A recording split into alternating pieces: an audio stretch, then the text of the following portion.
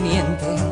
Me lo dijo ayer mi presidente, que nunca seré embajadora por no usar tacón de señora, y porque con la diplomacia no checan mis múltiples gracias.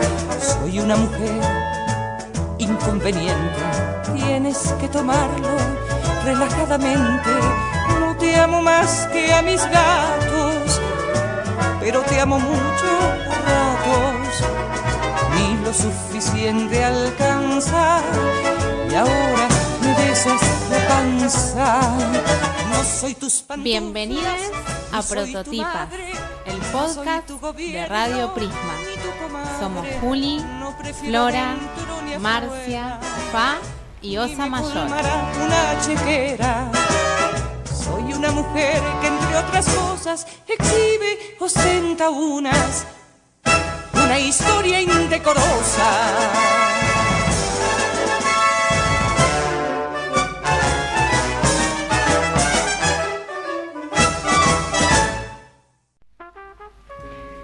Hola, ¿qué tal? Bienvenidos a Prototipas, el podcast de Radio Prisma. Estamos aquí en Prisma Espacio Creativo, un domingo hermoso de sol, y hoy tenemos un tema muy interesante, muy lindo, que nos entusiasma muchísimo, que es el género en relación a la música, en relación a cómo se vive la música, los lugares que se le dan a las mujeres, a las personas que se identifican con la feminidad, en los festivales, en el rock, en los distintos géneros, también en la música más tradicional, la música clásica. Vamos a estar hablando un poco de músicas populares, vamos a ir recorriendo un poquito distintos ejes en torno a este tema, y también vamos a tener una visita muy especial de las cocas, que ya las vamos a presentar. En torno a esto, pensar cuál es el origen del rock, por ejemplo, y cuál es el lugar que se le ha dado históricamente a las mujeres en el rock. Y vamos a comenzar con la barrida, que estoy muy emocionada de que me haya tocado hacer la barrida de este episodio. Yo soy fan del momento de la barrida. Y bueno, estaba pensando cuando el rock and roll, que es un género que nos atraviesa a todos y a todas desde muy pequeñes, y cuando uno busca o piensa en el origen de este género, que después influencia un montón de otros y que viene de un montón de otras influencias también, del jazz, del blues, del gospel, siempre pasa esta prueba, la prueba de fuego de googlear, ¿no? Y lo que aparece por lo general tiene que ver con personajes como Chuck Berry, Little Richard, Elvis, y también hay versiones que tratan de no mencionar a una persona, sino de decir, bueno, fue todo un movimiento que se fue dando, qué sé yo. El hecho es que en los papeles, digamos, existe un primer tema, una primera canción que es reconocida mundialmente como la primera canción grabada de rock and roll. Y esa canción la grabó una mujer. Y esa mujer es la barrida del episodio de hoy, que es Rosetta Tharpe, o Sister Rosetta. ¡Qué nombre copado! Rosetta Tharpe, sí.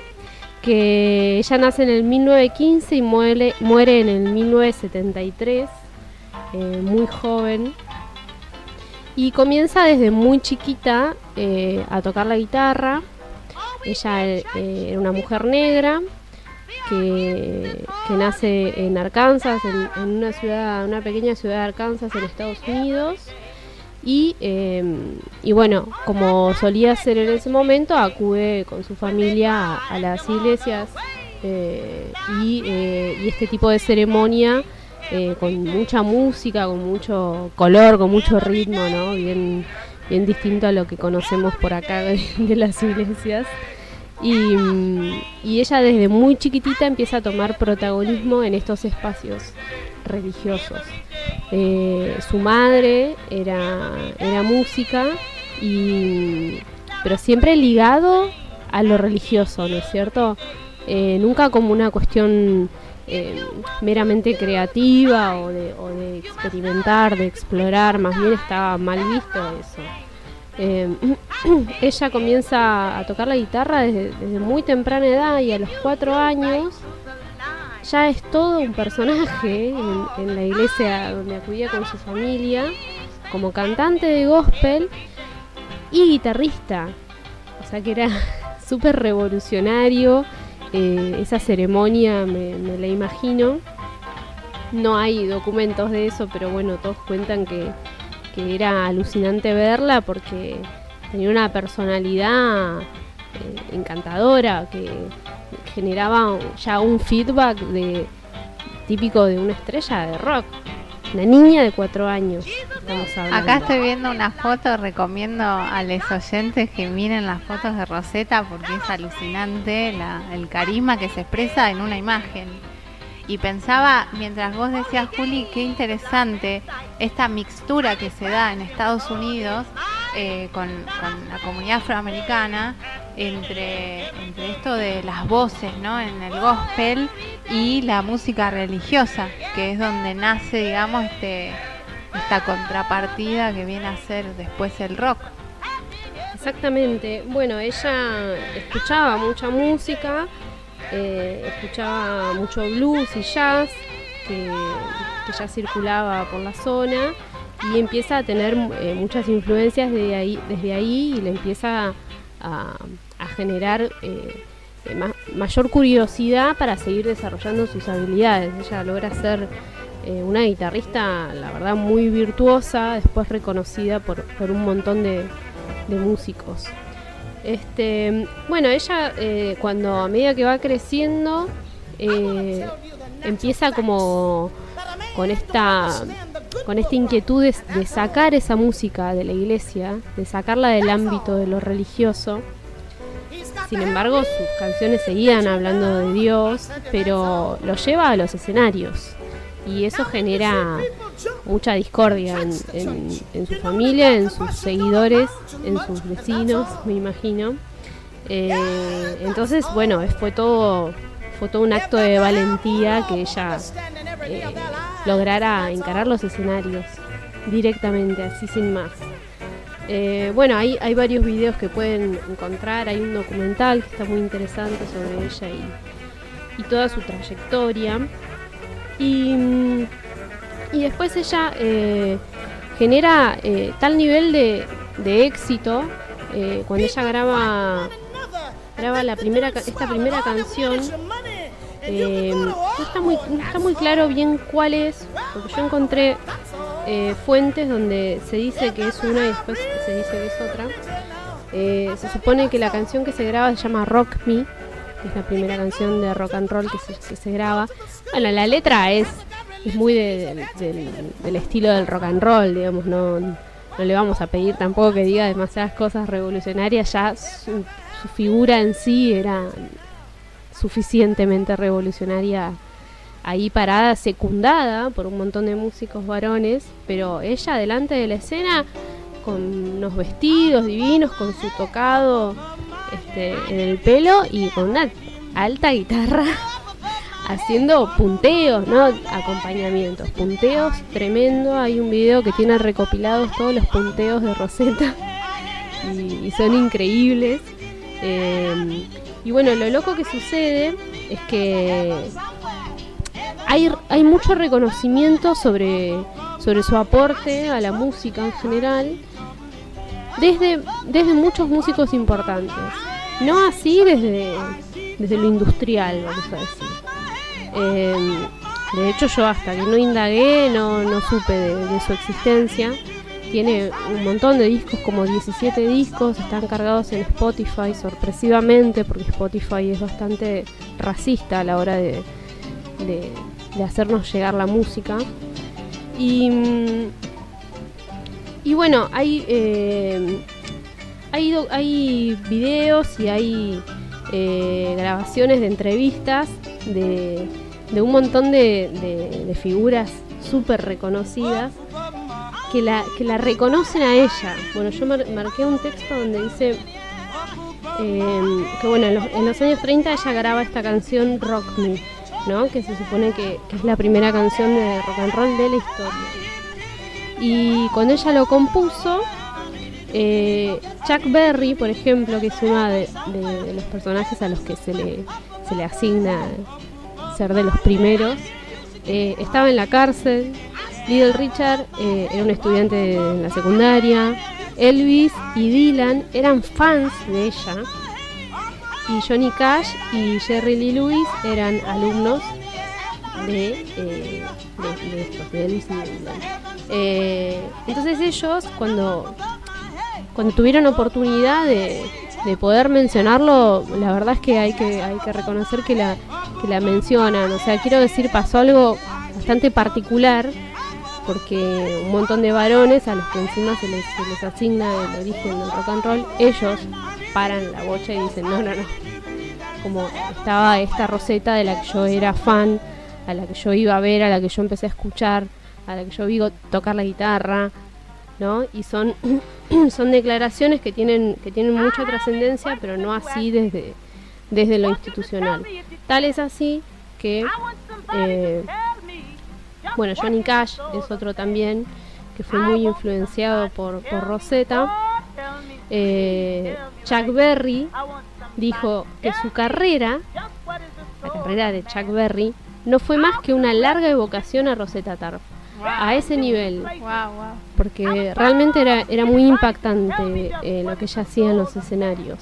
De hecho, logra después hacer una gira por Europa de la mano de Muddy Waters. Y hay un video espectacular que lo pueden encontrar, que es sobre esa gira. Es una gira donde llega el tren gospel, le decían, y bajan todos los músicos y tocan del otro lado del andén. Y del otro lado del andén ahí está toda la gente sentada, digamos, para presenciar el evento. Casi muy similar a lo que sucede en el andén acá en la estación. Estaba pensando eso acá en 1771. Porque incluso con frío, imagínense, esto era en Manchester, un frío, y aparece Rosetta con un tapado espectacular, súper abrigadísima y colgada en su guitarra, y Muddy Waters le hace una presentación alucinante. Bueno, son documentos que por suerte están a nuestro alcance. Lo que quería mencionar por último es que el Hall de la Fama, que es esta institución que pone arriba a quienes, como que legitima de alguna forma, una autoridad para legitimar quiénes son los personajes importantes en el mundo de la música, en la historia de la música. Y ella no estaba en ese Salón de la Fama hasta el año pasado, que fue recién incorporada 80 años después de inventar el rock and roll. Se marca, ¿no? Como hay algo del contexto, digamos, que hace un poco de presión, supongo, y de despejar las mentes y de abrir los ojos para poder ver esto, porque si ya desde los 50 los músicos más grosos, varones, estaban diciendo, ojo que esto viene de acá, y nadie prestaba atención a eso, es muy loco que tengan que pasar tantas décadas, casi 100 años, para que sea reconocido finalmente desde una autoridad tan importante como el Hall de la Fama, la creadora del rock and roll. Tal cual. Pensaba en esto de la palabra sister, de Sister Rosetta, que en Estados Unidos tiene como una tradición fuerte, y de hecho hace poco se debatió acerca de esto con el Yo te creo hermana, ¿no? Porque sister tiene como esta doble cuestión. Por un lado, sister de hermana de monja, ¿no? Que viene de lo religioso, pero por el otro lado, sister de hermana de comunidad, de pertenencia, ¿no? Que usaba mucho la comunidad afroamericana. Y cómo ella para su nombre elige Sister Rosetta, es interesante, con esta doble cuestión, muy, muy transgresor. también desde ese lugar. No sé si lo elige, creo que la bautizan desde la iglesia. En ese ámbito es hermana, hermano, me parece medio que venía de ahí, desde chiquita, desde el ámbito de la iglesia, me parece. Pero como dice Juli, es verdad que también sororidad, que es el término que estamos recuperando políticamente, viene de sor, que era esa hermana en latín, ¿no? Exactamente. Que es lo contrario de fray o de frater, pero también, o sea, esas cosas que se van subvirtiendo en los antiguos significados religiosos. Bueno, ella encuentra una compañera, ella se casa a los 19 años con un pastor, que medio que le empieza como a explotar porque la lleva, digamos, a la iglesia como para que lleve gente a su iglesia. Después ella se separa y decide salir de gira. Y un dato que era muy curioso es que está en el documental, el colectivo donde viajan es el primer colectivo. ¿Vieron estos colectivos de giras, de tours así de las bandas? Es la inventora de ese tipo de colectivos. ¿En serio? Sí, porque empieza con este plan. Bueno, obviamente esto en una época donde ser negro en Estados Unidos te podía costar la muerte. Ella instala las camas y todo el comedor, digamos, todo adentro de ese bondi, y encara la gira. Y muchos de sus músicos que eran blancos bajan a comer a los lugares y le llevan la comida a ella al colectivo, porque eran lugares donde por supuesto no podían haber negros ni negras comiendo mezclados con blancos, ¿no es cierto? Entonces, como un poco con ese fin, ella crea esto para garantizarse de su espacio, y después en la ruta conoce a una cantante, Mary Knight, que termina siendo su pareja. Después de ella estar casada con este pastor, ella está en pareja con Mari mucho tiempo, y queda como, bueno, medio blanqueado, pero a la vez no del todo blanqueado. Ella seguía cantando canciones religiosas, y bueno, por supuesto que era remil polémico que ella estuviera en pareja con una mujer. Y además cantaban juntas, tuvieron un proyecto que tuvo mucho éxito. Y bueno, después se separa y se vuelve a casar con un varón. Y sin embargo queda una muy buena relación con ella, a tal punto de que cuando muere Rosetta, muere por una complicación con su diabetes, ella es la que la prepara, no sé cómo se llama toda esta historia, cuando la prepara para el funeral, para el velorio. Como ¿Es también? No, Guajuar es casamiento. Bueno, ese momento, digamos, donde... Sí, hay la todo viste, un la procedimiento prepara, de maquillaje, exacto, de lavado del cuerpo, de vestir a la persona, que también tiene algo de ritual. Exacto. La encargada de eso es Mari, que fue su compañera, por más de que ella se casó después con otro varón que fue su agente. Se casó en un estadio. Eso también es impresionante. Una alucinante.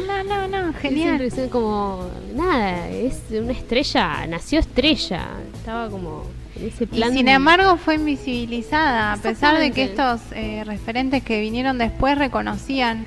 También es cierto que hay una historia del rock que quedó en manos de los productores, ¿no? Claro. Que fue, me parece que vino por ahí y desde las compañías. Tal cual. Desde instituciones así mismo, como el Hall de la Fama, eso iba desde la industria, poco reconocida, casi nada, barrida por completo. Pero desde los pares, muy reconocida, muy por el contrario. Yo me acuerdo que Jimi Hendrix también decía algo de Rosetta en la película que se hizo de él, hablaba de la figura de ella. Mira. Estaba pensando, qué importante, yo no la conocía, recuperar a la mujer creadora del rock y de los camiones o de los micros de gira. Y estaba pensando en una contemporánea de Sister Rosetta, pero que nació acá en Santa Fe, que también es creadora de un género musical, que fue Leonor Marzano. No sé si la escucharon, que es la creadora del cuarteto. El cuarteto cordobés lo crea Leonor. Y es la que le da nombre al estilo que se conoce como Cuarteto Leonor también. Ella en el año 1943 crea el primer grupo de cuarteto de la historia, que creo que se llamaba Conjunto Tradicionalista Leonor o algo así, y que tomaba, el cuarteto es una fusión del ritmo como de la tarantela, con el merengue, con el paso doble. Ella tocaba el piano, también era, o sea, no cantaba, sino que tocaba el piano, como esto que vos decías de Sister Rosetta, que a veces asociamos más la presencia de las mujeres en la música a mujeres cantantes, pero no, las mujeres también estaban ahí desde tempranas épocas tocando instrumentos. Y un poco la pregunta que me había empezado a hacer cuando surgió la idea de hacer este programa sobre las mujeres y la música, era qué lugar habían tenido las mujeres en la música, pero en una perspectiva, como diríamos, diacrónica, de larga data en la historia, y sobre todo en particular acá, en lo que se conocía como el territorio de Abya Yala, que era el nombre que le daban algunas comunidades centroamericanas a lo que después se llamó América, ¿no? Era el nombre nativo de la región. Entonces, para pensar ahora que está tan candente todo la querella con Palazzo, de lo cual vamos a volver a hablar, siempre fue así, siempre las mujeres estuvieron excluidas de la música, tenían acceso a los instrumentos. Parece que no hay muchas investigaciones sobre el tema, ¿cierto? No contamos con muchos datos sobre esto. Ahora se está empezando a recopilar y a analizar. Creo que desde la antropología y desde la sociología se está recuperando esta historia que ha quedado invisibilizada, y es muy interesante también pensar que estas mujeres tenían como doble rol. Por un lado, todo lo que quedó como creación de un género, y por el otro lado, como Rosetta, el rol más de cuidado, ¿no? De pensar en las cuestiones más prácticas, bueno, cómo nos trasladamos, cómo vamos a maximizar los tiempos, cómo recopilar los ritmos, cómo hacer para darle voces a todas las personas que participaban de los festivales. Administrar los recursos. Tal los cual. gastos. Sí, de hecho que eso es muy interesante porque son roles que tradicionalmente se nos han impuesto a las mujeres, pero que sin embargo se van subvirtiendo, ¿no? Como esto, crear un camión, o sea, si viene en un contexto racista y era algo opresivo y todo, como ella logra darle una vuelta y crea algo que queda para la historia de la música. Cuando empecé a hacer esta pregunta, ¿no? De qué pasaba con las mujeres en lo que era el territorio de Abya Yala, encontré que hay una disciplina que se llama etnomusicología, que es como una especie de antropología de la música, que lo que hace es justamente restituir, digamos, la música en su dimensión social y comunitaria. O sea, no solo la música entendida como un sonido, como una nota, como una partitura, ¿no? Sino restituida como parte de las prácticas culturales. Y cuando uno googlea etnomusicología, aparece una imagen que es sumamente impactante, que está bueno si lo pueden googlear, porque aparece una foto estadounidense de principios del siglo XX, 1900 y pico, y la foto muestra un cacique de la comunidad que se llamó Pies Negros, Blackfoot, en relación con, era el color con el que pintaban los mocasines, no era que tenían tampoco ningún pie negro, eran los mocasines, ¿no? Si es que existe lo negro. Pero bueno, si googlean eso van a ver que en esta foto de etnomusicología aparece un cacique de esta comunidad de Pies Negros que está sentado frente a un fonógrafo, una máquina de grabación de esas antiguas, que está manipulada por un etnomusicólogo. Entonces es una imagen que es muy disruptiva porque está el cacique vestido con todo las vestimentas típicas y hay del otro lado un científico vestido con una camisa blanca grabando eso, ¿no? Porque querían tener registro de los cantos. Entonces es muy cuestionada, ¿no? La etnomusicología por ese extractivismo que ha hecho de los cantos y de los conocimientos de otras comunidades, ¿no? Todo lo que no fuera occidental, todo lo que sí fuera considerado no occidental. Pero hay bastante entonces sobre estudios de cantos y canciones populares, pero hasta donde vi hay muy poco que atraviese estas perspectivas de la etnomusicología con análisis en términos de género. No hay muchas etnomusicologías feministas. Sí, me estaba acordando que hay un capítulo de un programa de Canal Encuentro que se llamaba Pequeños Universos, que lo dirigía el Chango Spasiuk, y en uno de esos capítulos en el que tratan sobre la música miyá guaraní, aparece una antropóloga que ha investigado la música de esta comunidad que se llama Zulma Mónica Pitaú. Y ella en ese análisis, bueno, además de analizar la música, el rol de la música en esa comunidad, dice algo muy interesante, que es que los instrumentos que tocaban las mujeres, ahí la música era parte de un ritual, ¿no? Y que si bien participaban mujeres y varones y tocando instrumentos, ambos géneros, las mujeres tocaban instrumentos que luego se desechaban, que los hacían y luego no perduraban. Y eso es llamativo, ¿no? Mientras que los varones tocaban el violín, la guitarra, instrumentos que hay que cuidar, que además instrumentos que vienen de Europa. Bueno, las mujeres se fabricaban sus propios instrumentos, que eran como una especie de sikus, y luego se quedaban ahí desechados y los tenían que volver a construir. Muy simbólico, muy representativo eso, ¿no? De la división sexual de la música, de los roles, del acceso a los instrumentos. Es impresionante. Y es muy interesante el caso de esta antropóloga, de esta que hace etnomusicología, porque sí, no hay muchas que hagan eso, que trabajen en esa perspectiva. Lo que sí hay es etnomusicólogas que han hecho trabajos en general sobre musicología. Una la conocemos, es Rita Segato. Ella estudió etnomusicología en Caracas con una mujer que que se nacionalizó luego venezolana, pero que era argentina, que se llamó Isabel Aretz Tiele, nacida en 1909 en San Isidro, en Buenos Aires. Y Isabel Aretz, ella fue una de las pioneras en el campo de la etnomusicología también. Había trabajado con un hombre que Vega es el apellido, que es reconocido como el padre. Siempre hay padres, el ¿no? padre, el rey. Sí, el rey, el capo. El capo. Pero bueno, Isabel Aretz, no sabemos si ella es discípula de él o en paralelo, ¿no? Empieza a trabajar en la década del 40 y su objetivo era compilar y registrar sonidos musicales tradicionales. Ella lo que quería hacer era un compendio sonoro de todas las músicas de Argentina. Entonces viaja por Argentina, por Paraguay, por Uruguay, por Bolivia, por Chile, por todos los países limítrofes. Publicó 25 libros sobre música popular latinoamericana. Alucinante. En el 99 le dieron el premio Conex y la reconocieron como la musicóloga más importante de la década. Wow. Y esto que hizo Isabel Aretz también lo hicieron otras mujeres que capaz que sí nos suenan más conocidas, como Violeta Parra en Chile y Leda Valladares acá en Argentina. Todas ellas lo que tienen en común es que salieron a buscar esos cantos populares para evitar que se pierdan, ¿no? Violeta Parra hizo un trabajo enorme de registro y de recopilación, recorriendo los pueblos del interior de Chile, sentándose a hablar con la gente, escribiendo en un cuaderno las letras de las canciones populares. Y eso en la película Violeta se fue a los cielos se ve, hay varias escenas donde ella recorre. Sí, y es muy lindo porque hay una anécdota que se muestra allí, que es que cuando le ofrecen a Violeta transcribir todos esos ritmos, todas esas letras de los pueblitos de Chile, la dificultad que aparece es la de llevarlo a una sola manera, de uniforme, digamos. ¿Por qué? Porque cada vez que se cantaban de forma diversa. Se cantaban cambiando la letra, cambiando el ritmo. Lo mismo pasa en Venezuela.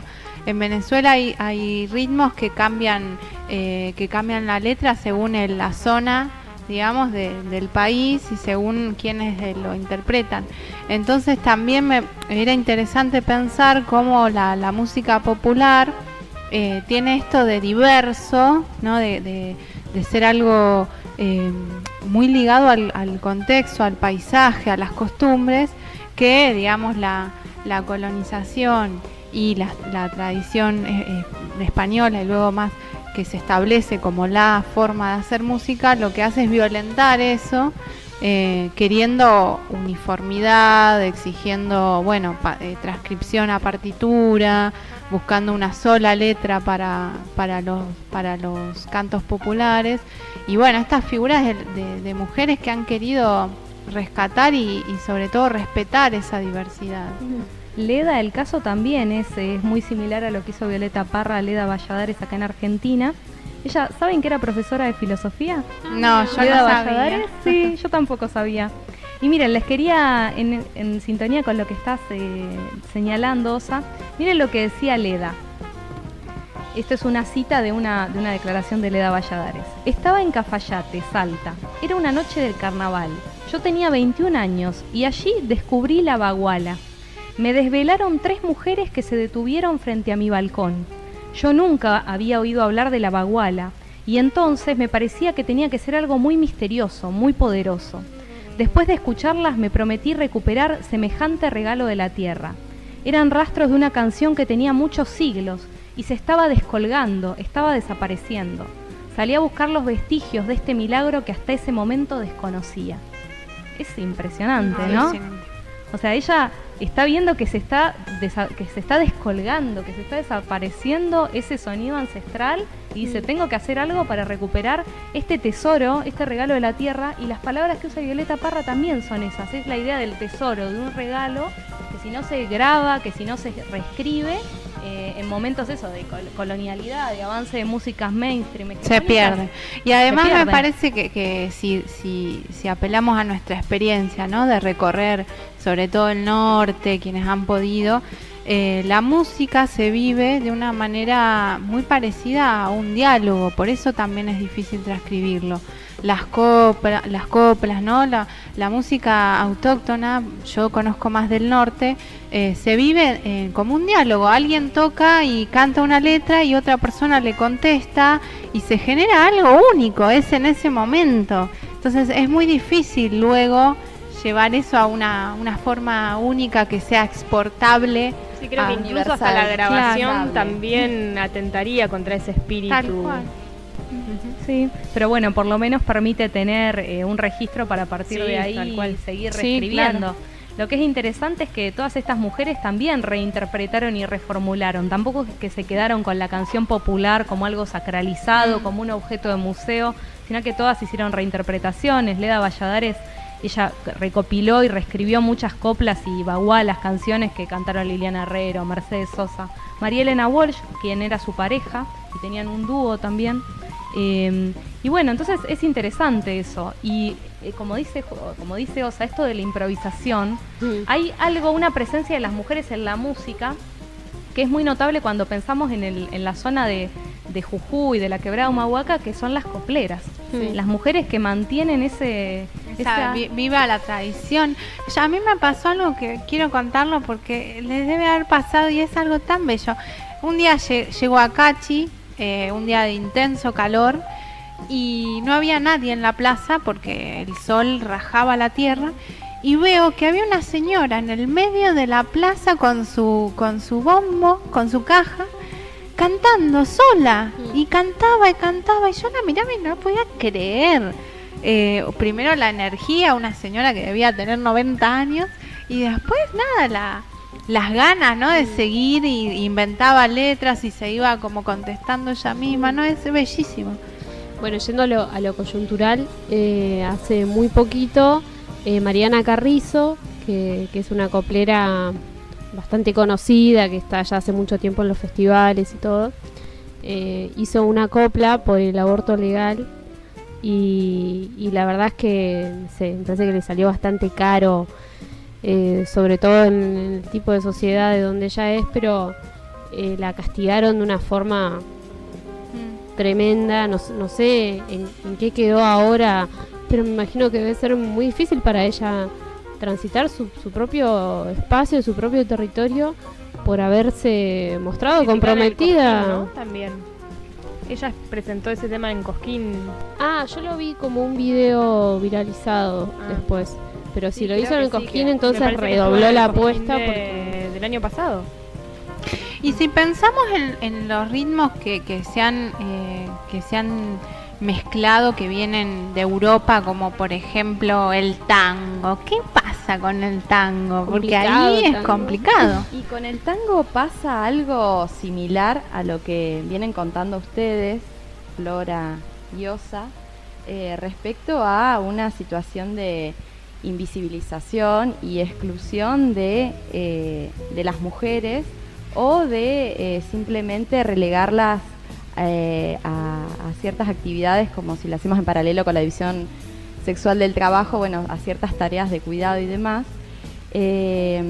Con el tango sí ha sido gracias a la lucha y a la organización y la articulación de todas las mujeres que transitan y habitan el tango, sean gestoras, productoras, bailarinas, músicas, que cansadas y también reconociendo que gracias a que a veces una alza la voz y hace un efecto dominó y empiezan a a querer cortar con una situación de exclusión, o donde simplemente la mujer ha ocupado el lugar de la musa. Así es como ha nacido una de las primeras organizaciones de mujeres y el tango, que se llama Ni Grupis ni Musas, Libres y Creadoras. Esos dos roles que parecen ser, ¿no? Sí, que ha sido históricamente el que se nos ha dejado a la mujer, ¿no? Bueno, las mujeres del tango hace un tiempo ya que vienen haciendo escuchar su voz y queriendo dejar de ocupar ese lugar de musas inspiradoras simplemente. Y es así como justamente para este 8 de marzo no solo van a marchar, sino que organizaron un festival, que es el primer festival internacional de mujeres en el tango, que se llama Tango Hembra, y que no solo van a ser 2 días de jornadas de música, sino que también van a ser charlas, debates, discusiones, organización de cómo seguir la lucha en relación a el proyecto de ley que fue presentado el año pasado para ampliar el cupo de mujeres en los festivales. Y también este Tango Hembra tiene la particularidad de reivindicar y querer rehabilitar un nombre que tiene un tango muy viejo y muy machista que se llama Hembra. Justamente es un tango de 1928 que hace Romeu, que cuando quieran nuevamente buscar razones para enojarse con estos tangueros machirulos, escúchenlo, porque realmente es muy fuerte y está llena la tradición hegemónica del tango, de sus orígenes. Sí, las letras del tango, siempre el con baile ese mismo, hombre también, desahuciado, ¿no? Como muy también resentido por una mujer. Sí, ¿no? Es así que también desde el baile, las bailarinas, los bailarines, les bailarines de tango vienen participando activamente de algunos espacios. Acá en La Plata tenemos que se articulan con Capital, Tango Sin Violencia, para denunciar como en algunos espacios la ocasión de bailar tango generalmente con un hombre que te lleva y te conduce, como ha sido históricamente bailado. Ha sido ocasión para abusos. Por lo tanto, se viene haciendo una movida también hace un par de años y que recientemente tiene mayor visibilidad, y que es el tango sin abusos. En ese sentido, bueno, no solo apoyamos la movida que se viene gestando y difundimos este festival que se va a hacer, el Tango Hembra, el 9 y 10 de marzo en el Olivero Girondo en Capital, sino que además apoyamos a las mujeres que vienen impulsando todo este proyecto de ley de cupos en festivales y eventos masivos, y que por supuesto vienen a contraargumentar las palabras de aquellos como José Palazzo, que piensan que las mujeres no son tan talentosas como los hombres, y que por lo tanto si no tienen tanta visibilidad ni ocupan tantos espacios públicos en la música es por cuestiones de virtuosismo y no por cuestiones políticas. Tremendo. Habría que hablarle a Palazzo de Rosetta y de Leonor Marzano, Totalmente. llevarle las coplas que tuve la oportunidad de escuchar ayer, que generosamente nos dio un disco, y que vamos a escuchar un tema al final, que hace unas canciones bellísimas de su autoría, y que es también quien comanda La Vagabunda. Presentemos el tema, entonces la escuchamos. Escuchamos Cintia. ahora, ¿les parece? Sí, sí. Vamos.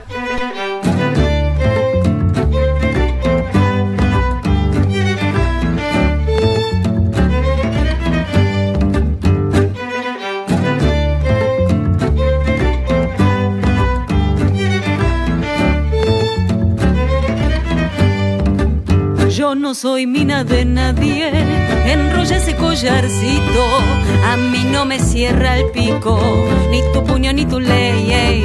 Te creíste la del macho, estás un poco confundido, protección yo nunca pido, y en mi casa mando yo. Se dio vuelta la tortilla y tiramos por la borda el marinero que estorba, o es un pobre pobre infeliz. Ya sacaron la bolilla, llaman hermanas palmando y la igualdad se va armando, milonguita femenil.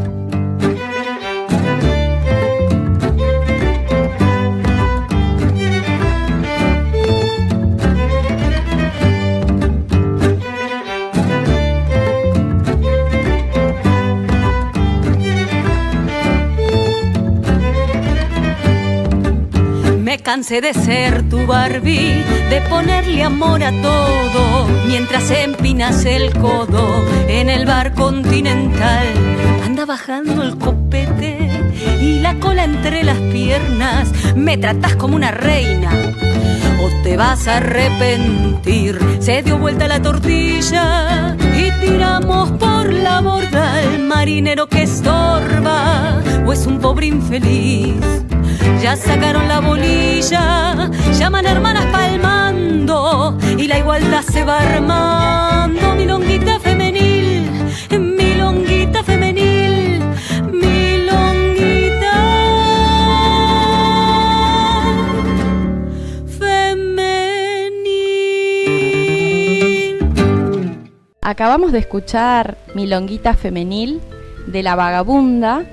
Y ahora vamos a seguir con Las Cocas. Sí, tenemos 3 invitadas de este grupo platense. Hoy nos visitan Vero, Caro y Angie. Bienvenidas a este espacio. Buenas tardes. Hola, buenas tardes, ¿cómo andan?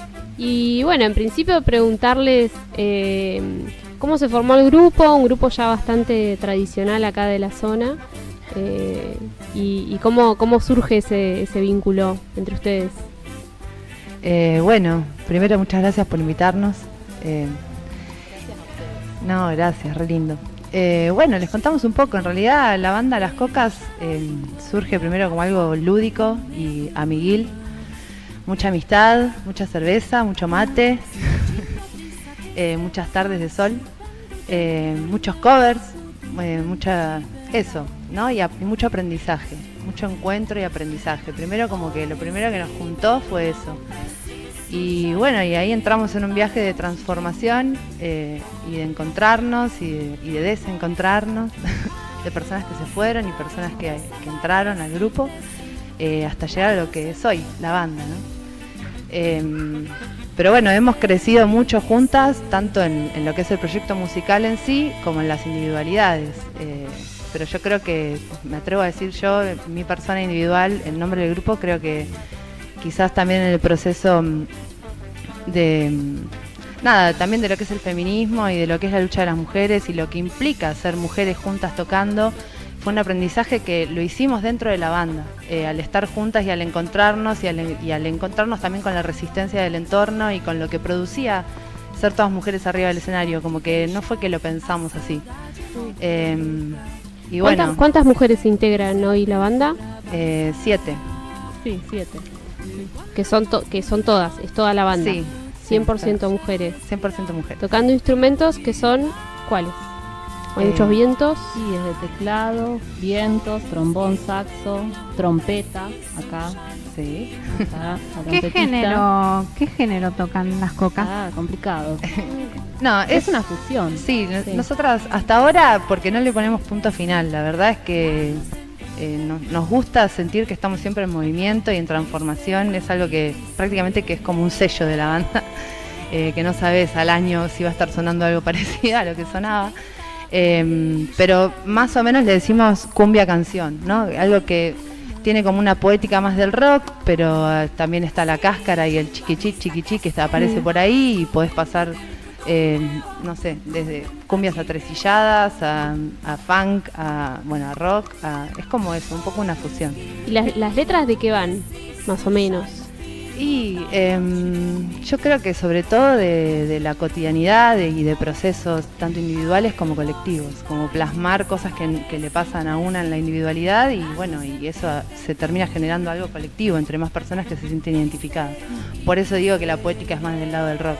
Por ahí no es que le cantamos tanto como al sol y al mar, como por ahí, no sé, lo que es la cumbia colombiana, o que no digo que simplemente le canten a eso, no quiero hacer una simplificación tan vaga, ¿no? Pero A eso me refería con la poética más del lado del rock, que tiene como otra búsqueda quizás. Sí, hablando de los lazos sociales, los Exacto, afectivos, exacto. situaciones cotidianas. Exacto. Ustedes comenzaron haciendo más cover y después pasaron a composiciones propias. Sí, exactamente, ese fue como el proceso. Ahí, al principio era todo covers, por eso era como eso que digo, la búsqueda de algo más lúdico y también encontrarnos con el instrumento. Fue como que cada una estaba por ahí, veníamos a hacer música, pero no tocábamos el instrumento que estábamos eligiendo para este proyecto. Entonces fue como, y bueno, ahí empezaron a aparecer las composiciones propias, los intereses de la grupa, ¿no? También, que no es lo mismo, cuando empezás, por ahí empezás con algo que te junta y que genera el imán, y después eso lo vas transformando en algo que todas vas sacando de adentro, lo que realmente lo que querés hablar, cómo querés que suene, la identidad musical, la identidad sonora, son procesos, ¿no? Que algunos lo tienen re claro desde que empiezan, y otros, por ahí más como nosotras, se va generando sobre la marcha. La cuestión del feminismo, que ya lo mencionaba recién. Sí. No sé, ¿qué porcentaje ocupa hoy en la música, en las letras, en la impronta misma de la banda? Porque se me hace que así como ustedes hay muchas bandas y muchas mujeres en bandas que empezaron a subir los pañuelos, a atarlos a los instrumentos, a los pies de los micrófonos, y me parece que pararse desde ese lado también es una novedad y nada, eso, como ¿cuánto del terreno de la banda de las Cocas está atravesado por el feminismo? Yo me atrevería a decir que es un terreno creciente y que sigue creciendo. Se siguen generando debates también internos que son muy necesarios y como para realmente ver en qué lugar estamos paradas todas, más allá de que hay una bandera como más generalizada que hoy por hoy creo que abraza a muchas mujeres y identidades disidentes, ¿no? Que por ahí es como que ahora está por suerte, tan viva eso que nos está como aunando, que hay cosas que uno da por sentado y hay otras que igual hay que seguir debatiendo y seguir aprendiendo y seguir viendo dónde está parada cada una. Y eso es un proceso que hacemos tanto internamente como externo, ¿no? Hacia afuera también, por ahí 4 años atrás, no era algo tan pregnante en el escenario, es una realidad. Y después se fue convirtiendo en urgencia para nosotras que eso empiece a aparecer hacia afuera. Y a darnos cuenta de la necesidad que hay de pararse también como comunicadoras sociales, ¿no? Por un lado tenés el arte, tenés la música, tenés un montón de cosas que fue lo primero que nos unió, y después hay una realidad que hay que verla, que el músico y el artista es un comunicador social, y desde dónde se para es importante también para ver a dónde quiere llegar y qué genera. Entonces, bueno, eso nos ha ido haciendo a nosotras mismas crecer, ¿no? Y generar esto, la pregunta y la respuesta, ver qué y cómo. Contabas que habían vivido algunas situaciones de exclusión o de violencia simbólica, digamos, a ustedes como banda de mujeres, y quería preguntarte, bueno, cómo la organización permite plantarse frente a esas microviolencias o a veces violencias, ¿no? Sí, por suerte, miren lo que llego a decir. Por suerte no han sido violencias tan significativas como para tener que recurrir a la red. Más que nada desprecios, la mínima pregunta ¿y son todas mujeres? ¿Y cómo hacen? ¿No se matan? Que realmente lo hacen como un chiste y con una sonrisa, y la devolución que tienen es una tremenda cara sí.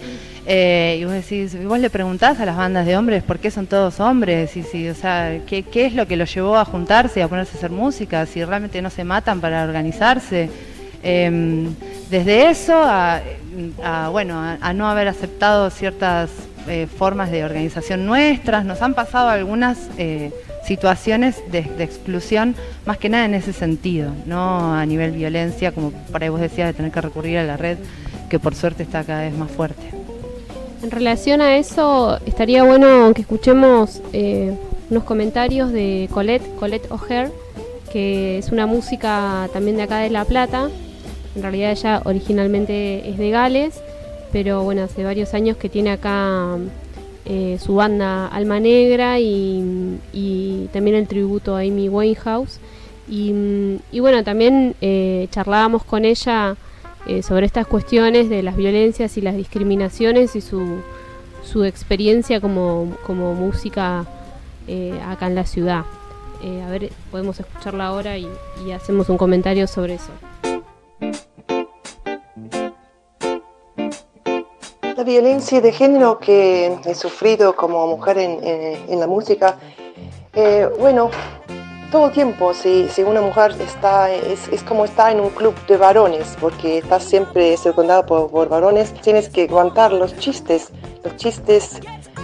machistas, te burlan de ti porque sos feminista, como si fuese extremista, querer igualdad. Bueno, ese tipo de cosas que son pesadas.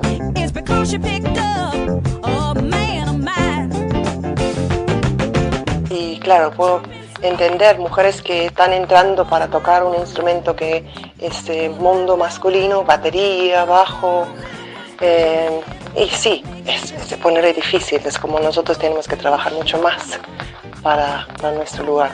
Pero por otro lado, o sea, veo que soy una mujer y soy como la coordinadora y compositora de una banda que son en este momento varones, y veo que no hay muchos en La Plata, así que bueno, esa es otra cosa que necesitamos, agarrar el protagonismo y armar nuestros propios proyectos, apoyándonos.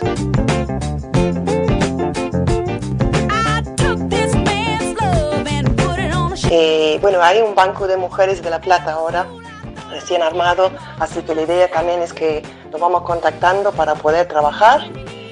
Yo estaba 3 años buscando una mujer que toca saxo para Alma Negra y no logré encontrar. Así que el banco es también para que nos contactamos, para que armamos proyectos entre mujeres también, con sonidistas mujeres, productoras mujeres, o sea, necesitamos hacerlo nosotros. Si hablo de discriminación personal contra mí, y no sé, una cosa que le encuentro un poco inquieto es que tengo temas grabados y registrados desde 2008. Tengo 14 temas grabados, registrados y 2 discos. Y sin embargo, las personas, músicos y no músicos, ponen una cara de sorprendido que, escribiste vos los temas. Mira, qué sorpresa. Y bueno, no es muy agradable, digamos. Bueno, ahí estaba muy bueno el comentario de Colette respecto de la composición, ¿no? Porque, bueno, el rol de ella en su banda es el de compositora, ella está en el frente de la banda y canta, ¿no es cierto? Pero también en otra pregunta que le hacíamos, ella hablaba de esto de la mujer como objeto en la música y en la historia de la música, que bueno, por supuesto tiene que cumplir con ciertas condiciones de belleza, ¿no? Para estar ahí como un objeto y como generando cosas, sobre todo en los varones. Y hablaba de la sorpresa de los demás frente al momento donde ella contaba de su momento de compositora, de su rol de compositora, ¿no? Como, bueno, mujeres que cantan, pero mujeres que compongan llama la atención, ¿no es cierto? ¿Qué pasa con los roles dentro de las bandas? Hablábamos más temprano con los roles respecto de los instrumentos que se tocan, ¿no? Que hay instrumentos que parecieran estar vedados, o que la gente se sorprende más frente, por ejemplo, a ustedes que tienen una baterista, ¿no? Y como recién nos contaban qué pasaba con la baterista. Claro, sí, hay instrumentos que, por ejemplo, algunos de los comentarios al terminar de tocar son, ¿cómo? Tienen una baterista. Y qué bien toca. Qué bien toca, ¿no? Y tiene fuerza en los brazos. Tiene fuerza. Mirá la agilidad que tiene, sí. O bueno, también pasan como, bueno, a mí personalmente me ha pasado, el saxo siempre se lo atribuye a lo sensual, a lo, no sé, digamos. Sí, al levante. Sí, en el digamos. imaginario está. Está en ese imaginario. Y de bajarme y que lo primero que me digan no es qué bien que tocaste, sino bueno, qué sexy. qué sexy, o qué linda que estás, y es incómodo, claro, se genera como... Y claro, porque es moverte del lugar de música y reubicarte en ese lugar de mujer-objeto, ¿no? En lugar de prestar atención a lo que vos estás haciendo, que si estás tocando un instrumento es devolverte a cómo te moves o qué linda que estás. Exacto. Eso nos ha pasado un montón y la verdad que es bastante nefasto, que nos gritan de abajo, esas cosas que, bueno, lo que decías recién, cómo resignificar ese lugar de que arriba del escenario y en todos lados no queremos ser solo un objeto sexual, queremos serlo cuando queremos serlo y bueno, eso es difícil todavía. Y decíamos también fuera del micrófono que también son tantas las violencias que finalmente cuando invitamos a músicas a hablar un programa, bueno, hablamos de este tema, nos es urgente, pero cuando se invita a varones a un programa de radio no están hablando de estas cosas, sino de sus proyectos y solo de su música y de lo que hacen y demás. Sí, no se les pregunta cómo que son todos varones y encima tocan bien y cómo hacen para que funcione, claro. Tendríamos que hacerlo como un experimento, invitar a una banda de solo varones y decirle que queremos que participen del programa, hacerle estas preguntas. ¿Por qué son solo varones? ¿Ustedes componen? ¿Alguna vez sufrieron por ser varones o qué se hace? Sí, o cómo conjugan la vida familiar con la banda, ese tipo de experimento me parece una genialidad, lo tenemos que programar. Tal cual. Otra es una estrategia que se viene dando mucho, ¿no? De interpelar lo que tradicionalmente ha sido lo hegemónico, así sí, que tal cual.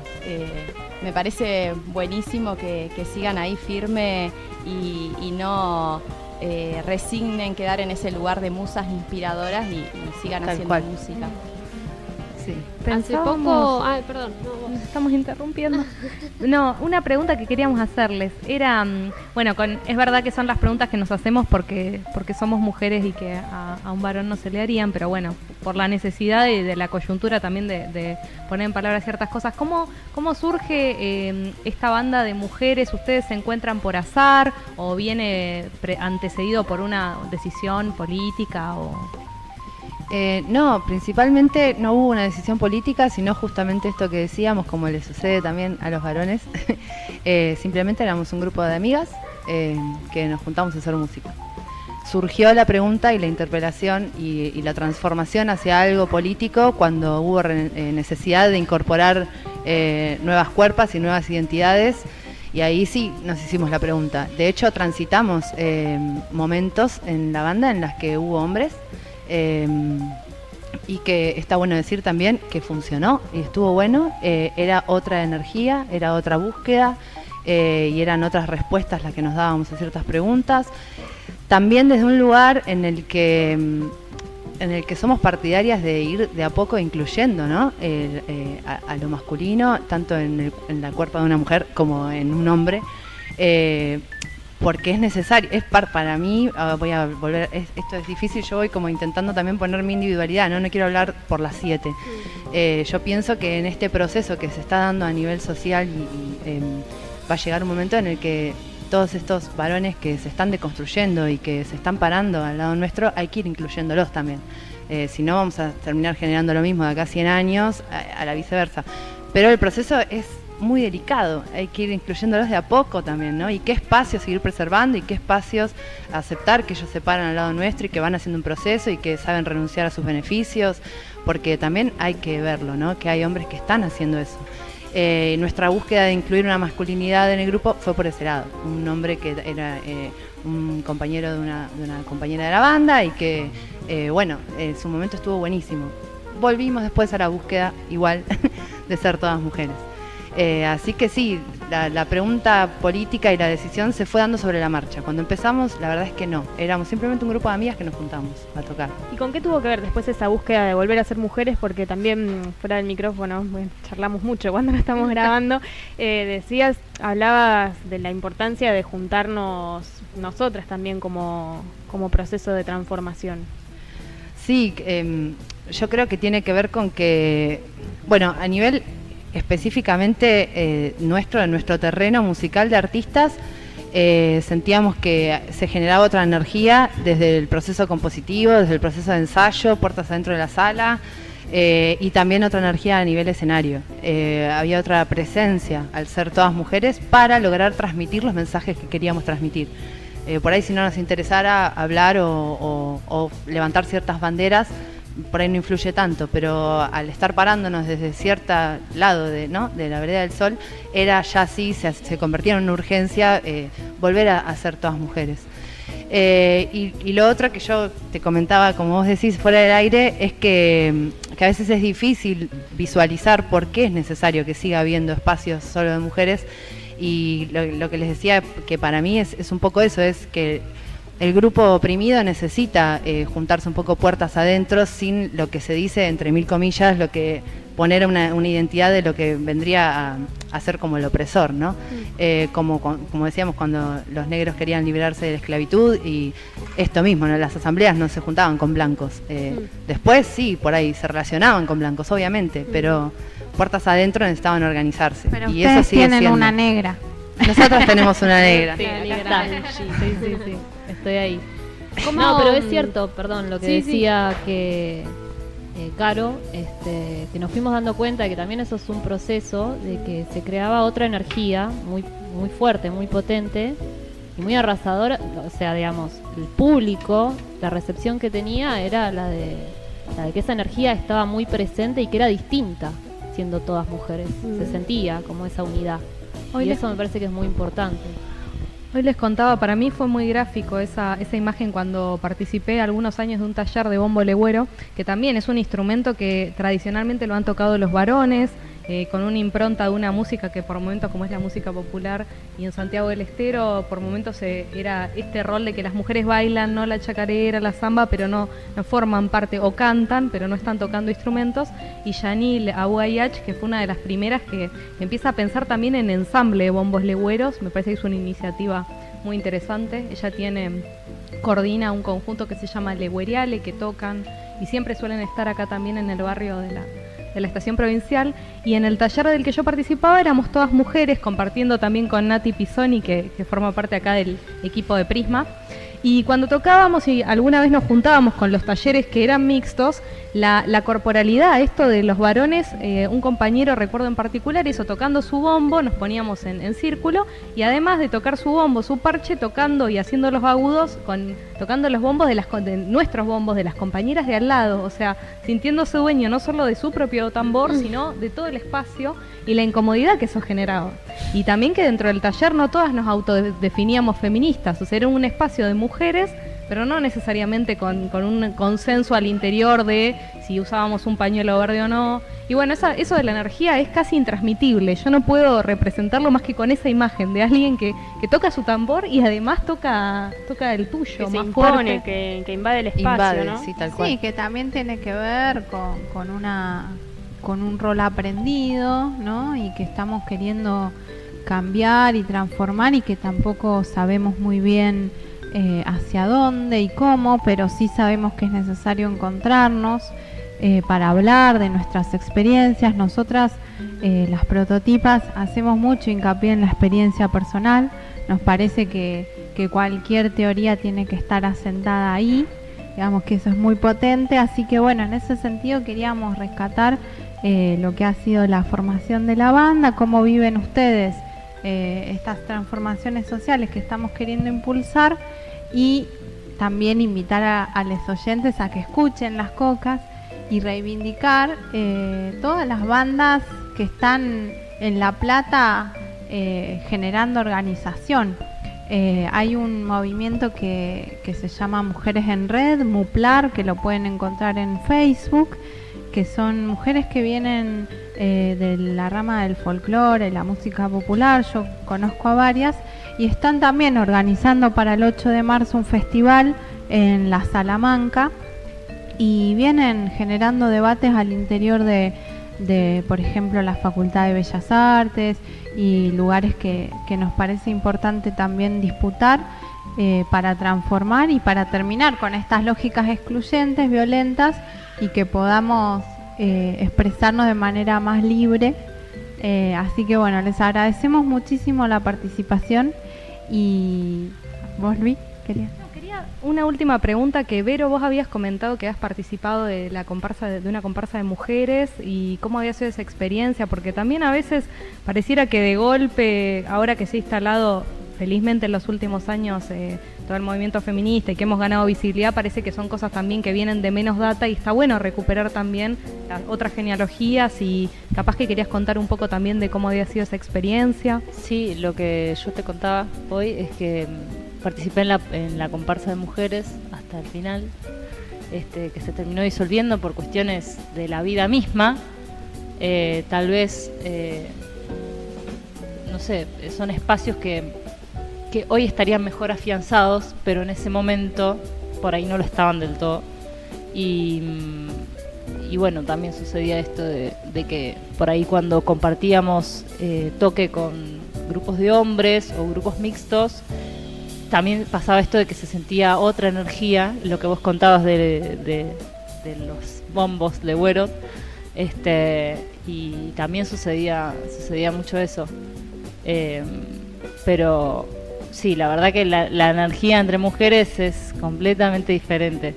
Y bueno, yo además participo en otro proyecto que somos todas mujeres, que se llama Buena Mirta, que hacemos canciones y también con una impronta feminista. Y no podría ser de otra manera. No podríamos no ser todas mujeres. Me parece importante destacar eso porque es algo que como vos decías, Caro, que es necesario. Hoy es necesario, y es necesario que se deje de hacer la pregunta: ah, son todas mujeres, qué loco. Que la gente deje de sorprenderse por eso.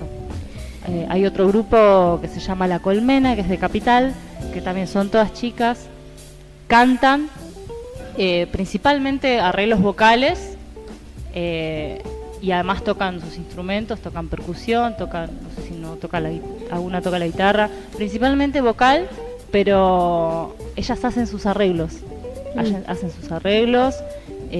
eligen las canciones, son las directoras de su propio proyecto. Y eso me parece importantísimo destacarlo porque es un grupo que se las trae. Yo no hicieron hace poquito un cover de Lila Downs, de Zapata se queda. Y no, búsquenlo porque está tremendo. Yo no quería dejar de preguntarles por las recientes declaraciones de José Palazzo, el organizador del Cosquín Rock, este festival que es un festival de la cultura del aguante y una cosa así toda muy machirulienta.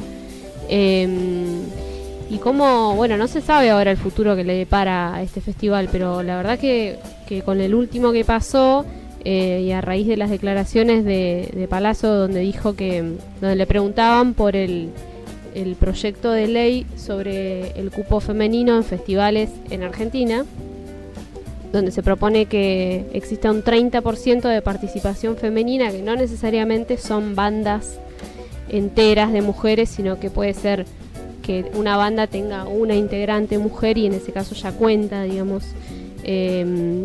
Bueno, un proyecto que está acompañado por un montón de músicas muy conocidas también y que están en lucha con esto.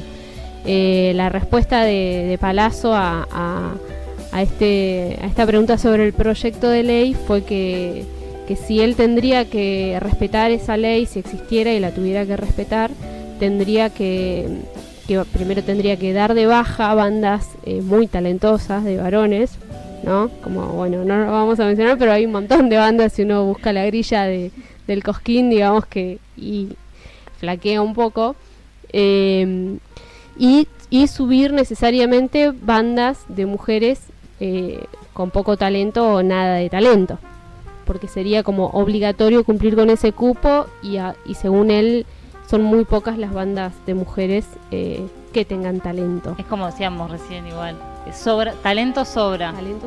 Talento femenino sobra. Y además no sé que si solo es femenino la palabra, pero... Y además que pareciera que esta exigencia de talento está para las mujeres, porque a los varones no se les exige ni no se les exige demostrar nada. Parece que las mujeres tenemos además esa carga de demostrar que estamos a la altura y que entonces por eso podemos participar. Ni hablar de otras identidades disidentes que la verdad que ni siquiera son consideradas a la hora de de diagramar ese tipo de eventos y festivales, ¿no? Como que hemos hablado muchísimo de las mujeres, pero también queríamos rescatar esto. Sí, ¿qué pasaría si ese proyecto de ley que se presentó al Senado también pudiese ser incluyendo a otras identidades y a disidencias sexuales, ¿no? Porque este es un cupo para 30% de mujeres, que hoy incluso despierta este tipo de resonancias como la de Palazzo, que reacciona diciendo cualquiera, como que no hay talentos y que tendría que forzosamente subir a cualquiera para cumplir con ese cupo. Pero ¿qué pasaría si ese proyecto de ley pudiese hoy también nuclear y articular la participación de otras identidades, de mujeres trans, lesbianas, travestis? Entonces, bueno, todavía falta un montón y la lucha sigue, porque se está pidiendo la participación y la visibilidad de mujeres, pero todavía falta y hay una exclusión enorme de otro tipo de cuerpos. Sí, yo pienso que es una cuestión de lo que vos decís recién, visibilización. O sea, una vez que se empieza a visibilizar, que se sepa que hay mujeres que somos buenas músicas, que tocamos bien, que no somos solamente una cara para mostrar, atraer público. Claro, para atraer público, porque bailamos, porque no sé, por cómo nos vestimos. Cuando se empiece a valorar el trabajo de la mujer desde la música, ya para las próximas generaciones no va a ser raro ver una banda donde sean todas mujeres, cuando hoy sí lo es por ahí todavía. Y no sería necesario, idealmente, la ley de cupo, ¿no? Que tiene que ver sucedería naturalmente. Exacto. Además que nos den el lugar también de no ser talentosas y poder estar en un escenario. Bueno, la meritocracia es como el último bastión, ¿no? De quien no tiene argumentos para justificar semejante exclusión, ¿no? Como que terminan apelando a bueno, si no te ganaste el lugar será porque vos no llegaste, pero bueno, sabemos que eso no es un argumento real y que la desigualdad está en las bases, en la estructura de la lógica también de la música y del arte y que no tiene que ver con eso. Sí, que se traslada también a otros ámbitos, ocurre con la invisibilización y el borramiento en otros espacios como es la escritura, donde se exalta el lugar de los literatos, novelistas varones y se excluye de la escena a mujeres. Bueno, hace poco se armó la colectiva de escritoras, aprovechamos de saludarlas, que van a estar marchando el 8 de marzo en relación a esta situación, que es muy parecida a la lucha que vienen dando las mujeres por más participación en vivo, y también algo de lo que ocurre en academia y ámbitos donde nosotras a veces nos gusta decir que ni el doctorado te salva del patriarcado, porque hay muchos espacios donde todavía se nos sigue interpelando y pidiendo explicaciones acerca de nuestro talento, nuestro virtuosismo o nuestro mérito para estar ocupando determinado lugar. Bueno, queríamos que nos cuenten un poco para ir cerrando, también del disco que tienen de Mónada, ¿no? ¿Por qué Mónada? Además, una palabra Leibniz. Una palabra griega fue tuya. Pero de alguna manera hubo una recepción y una mutación. Pero tiene que ver un poco también con la idea esta de la unión que hablábamos y de esa energía que se crea. Pensando también en nuestras individualidades, nuestras particularidades, pero que de alguna manera esas particularidades o individuales hacen al todo que somos como grupo, ¿no? Las cocas. Entonces lo pensamos en conjunto. Yo tiré la idea y la pensamos, que es muy difícil, porque la mayoría de la gente cuando leía el disco decía, monada. Entonces era explicar todo de nuevo y se te quedaban mirando como diciendo, o regulando. Pero igual tuvo sus impactos lindos, ¿no? Me parece que estuvo bueno. Y cerró en general. Cuando yo lo fui a proponer, les gustó a todas. Es que es una realidad, somos muy heterogéneas y bueno, era algo que la verdad que nos representó y nos representa. ¿Y quieren contarnos de los proyectos que vienen? Así ya nos vamos despidiendo y nos dejan las redes de ustedes para que las sigamos. Sí, nos pueden encontrar en Facebook, nos pueden encontrar en Instagram. Bueno, el disco está circulando por YouTube, Mónada, con acento en la O. Está ahí, estamos con Spotify con unas demoras, pero brevemente Pero está, vamos a estar ahí en Spotify también. Y bueno, y así como les comenté cuando empezamos con esta charla hermosa, que aprovecho para decir que muchas gracias por invitarnos. Se respira un aire muy, muy lindo por acá, así que gracias. No, lo que les comentaba es que estamos siempre en transformación, así que se vienen nuevas transformaciones. Estamos con una búsqueda de sonido un poco intensa, un poco de mutación, así que mucho para adelantar no tenemos, porque lo que sí podemos adelantar es que será novedad. La próxima vez que estemos en el escenario será novedad. Sepan que cuentan con el espacio Prisma también para las futuras presentaciones. Está el patio ahí esperando. Este patio hermoso. Hemos estado el año pasado y fue una noche muy hermosa. Sí, estuvo muy lindo ¿cómo para se la llaman primavera. La Destropical. Con la Destropical el día de la primavera. Sí, fue una noche dicho hermosa. sea de paso, son hombres muy deconstruidos. Sí. Una linda banda para escuchar. Bien por el reconocimiento. ¿Por qué será que son todos hombres? ¿Cómo habrán empezado? ¿Cómo? Podríamos hacer el experimento con la Destropical, ¿no? Los traemos, sí. Bueno, gracias de vuelta. Gracias por a venir, ustedes. por tomarse este ¿Nos domingo. vamos bailando? Y sí, no queda otra.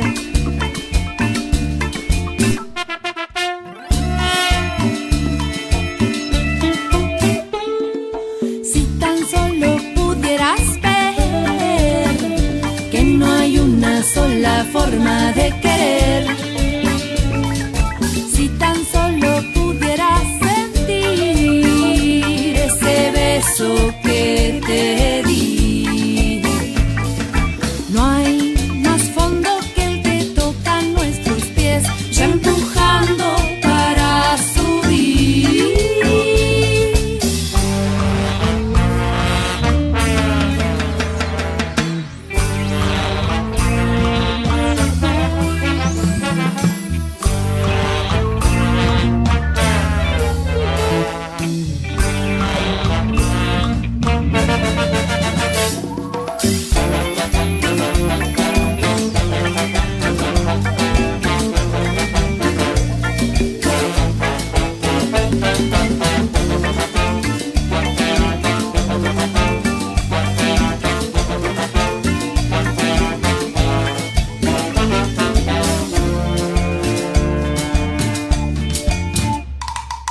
Si tan solo pudiera ver que no hay una sola forma de querer.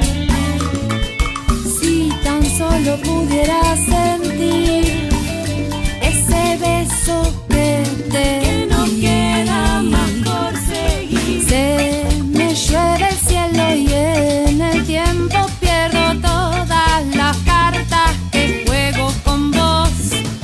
Se me llueve el cielo y en el tiempo pierdo todas las cartas que juego con vos. Se me llueve el cielo y en el tiempo pierdo todas las cartas que juego con vos. El eclipse te atrapó, pero yo ya veo el sol.